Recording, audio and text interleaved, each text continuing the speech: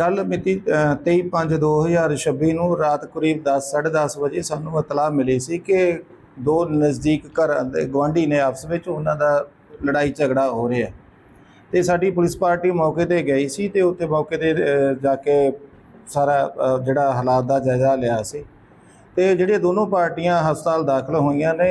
ਇੱਕ ਜਿਹੜੀ ਆਪਣਾ ਵਨੀਤ ਭੱਟ ਹੈ ਇਹ ਤੇ ਇੱਕ ਵਨੀਤ ਭੱਟ ਤੇ दूसरी पार्टी ਦੇ विनय ਤੇ विजय दो भरा वो भी दाखल ने ढकौली हस्पताल।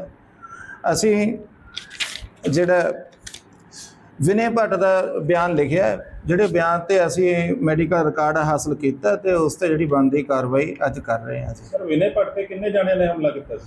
ਇਹ ਉਸ ਤਿੰਨ ਭਰਾ ਨੇ ਜੀ विजय कुमार वगैरह उन्होंने तिन्ना ने हमला किया जिन्हों को मारू हथियार से उन्होंने उन्होंने गेट के शीशे वगैरह भन्ने ने ते सट्टा सट्टियां मारियां भी ने ते होर मारन की कोशिश भी की मारू हथियारों नाल।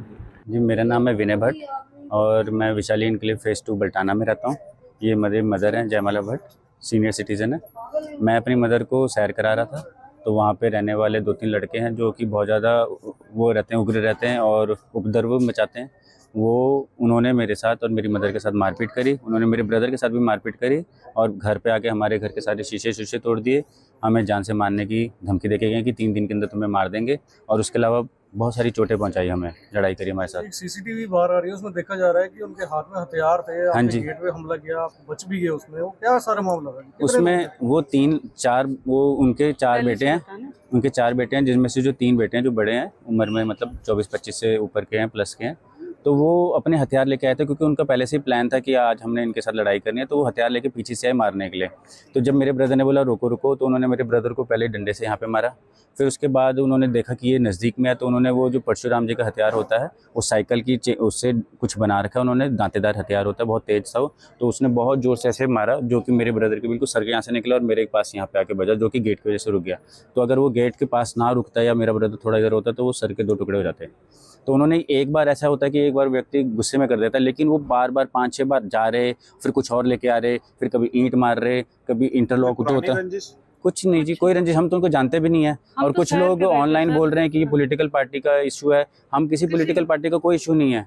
इन्होंने मेरे मदर के 2 दिन पहले बाइक निकालते हुए चोट लगाई थी।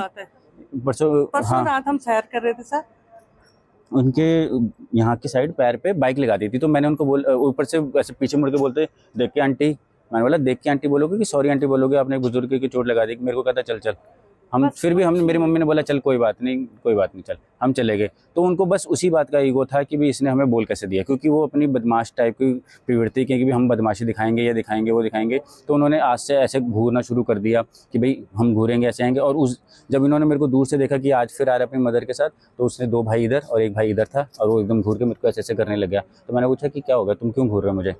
बस इतना उनको मौका चाहिए था कि किसी तरीके से मैं इसको रोकूं और इसके साथ लड़ाई करूं। जब मेरी मदर ने बोला कि क्या होगा बेटे, कहते हैं हमने तो मारना है इसको। मेरी मम्मी बोली क्यों मारना है, कैसे मारना है? इतने में उसने अपने भाई को बुलाया।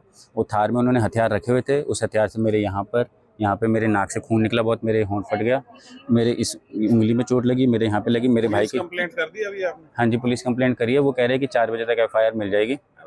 कितने लोग थे जिन्होंने? वो 3 लोग थे। कहाँ रहते हैं वो हमारे घर से ही थोड़ी दूर आगे जाके सामने वाली लाइन में रहते हैं, 8-7 दूर। कौन सा एरिया? ये विशाली इनके लिए फेज़ 2 का। सर परसों रात की बात है, मेरे बेटे और 2 बेटे और थे हमारे पड़ोस के, हम सैर कर रहे थे रात को। तो उन्होंने अपने घर से बाइक निकाली, सैर करते करते हम सीधे जा रहे थे तो उसने एकदम झटके से निकाली बाइक, मेरे यहाँ लगी, मैंने हाथ से रोक दी उसकी बाइक। तो कहते देख के आंटी, तो बेटे ने इतना कहा, कहते देख के आंटी मत वो सॉरी आंटी बोल दे, बस बाकी कोई बात नहीं थी हमारी। वो अपना चले गया, हम अपने सैर करके आ गए।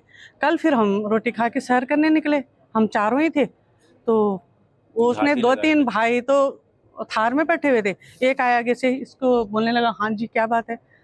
तो इसने कहा क्या हुआ, हम सैर करें। कि मैंने कहा बेटे क्या बात हुई, कल तूने हिट किया तो हमने तो कुछ भी नहीं बोला तुझे। तो उसने आ जाओ भाइयों और पकड़े शेर मारो, और ये बचाते बचाते अपने घर की तरफ भागा, मैं भी भागी। तो मैं इसके ऊपर जैसे ऐसे आ गया, उन्होंने मेरे भी मारे और मुझे साइड कर दिया। फिर हमारे गली के सारे लोग आ गए, उन्होंने बड़ी मुश्किल से छुड़वाए और अंदर चले गए। अंदर से फिर कुंडा खोला, मैंने कुंडी लगा दी, हम अंदर थे तो कुंडी खोला, मेरा बेटा पता नहीं किस चीज़ के लिए छोटा वाला बाहर निकला, वो मारने लगे। उसने कहा भाई क्या बात है, बात तो करो, आप ऐसे क्यों मार रहे हो? तो उसमें मारा उन्होंने, पहले डंडे से उसके 5 उंगलियां सूजी हुई हैं और फिर यहाँ भी मारे, यहाँ से पूरे नील पड़े हुए उसके। कौन कौन से हथियार थे उनके पास? ये पता नहीं क्या क्या ले आए थे, हम तो अंदर थे। सारी टीम उसमें एक गंडासा था, एक बैट बॉल थे, बैट वगैरह, इंटरलॉक थे 3 गमले थे और गमले। वो मारे हमारा, आप देखो गेट का हाल सब वही, हमने सफाई नहीं करवाया आज। हमला करा, उन्होंने पूरी कोशिश करी कि हम घर में। प्रशासन से क्या मांग करते हो? प्रशासन से ये मांग करते हैं सर हम कि इनको पकड़ो और सख्त से सख्त सजा दो, क्योंकि हमारी सेफ्टी चाहिए। सबसे पहले हमारे बच्चों की सेफ्टी चाहिए। हमने कल बाहर निकलना है, मेरे बच्चों ने, मैंने, तो ऐसे गुंडे कहीं पे भी हमें रोक के मार सकते हैं। कौन लेगा इसकी जिम्मेवारी? प्रशासन को चाहिए ये, क्या हमारी सेफ्टी चाहिए हर हाल में।